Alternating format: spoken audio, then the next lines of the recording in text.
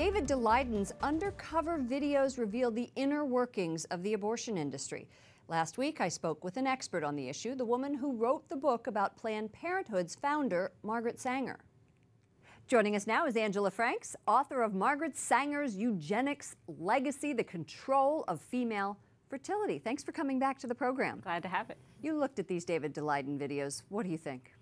Well, it reveals the hidden face of Planned Parenthood that many of us suspected was always there, but we just never had the evidence. What in particular distressed you? The attitude toward the unborn child, which is very utilitarian, very recognizing that this is a person, and yet being willing to sacrifice this person for money, for this idea of choice. The thing that got me were I pulled off one leg and then I pulled off another, and boy, the cracked skull is really sharp. I mean, those were some of the things where I just had this visceral reaction, and I'm sure you did. Yeah, it shows that Planned Parenthood knows what's going on with abortion, but that's not what they tell everyone. And that's just how Planned Parenthood operates, that there's this hidden side to abortion that they don't want anyone to see because it is about cracked skulls. Well, let's talk about the history, right? So these allegations of Planned Parenthood selling body parts, how did all of this begin?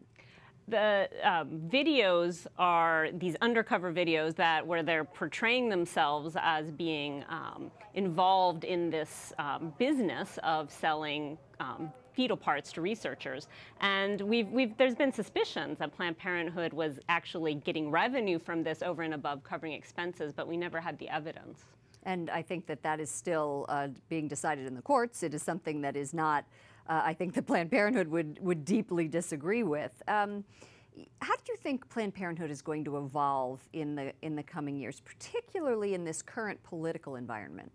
Well, Planned Parenthood has proven itself to be very nimble. Planned Parenthood is happy to change its name, change its public face in order to meet the circumstances. So I suspect Planned Parenthood will find a way to survive, but the more we're there to say this is what's really going on behind the shiny public facade, the harder it is for Planned Parenthood to be able to do that. Angela Franks, author of Margaret Sanger's Eugenics Legacy. Thank you so much for joining us. Thanks for being here.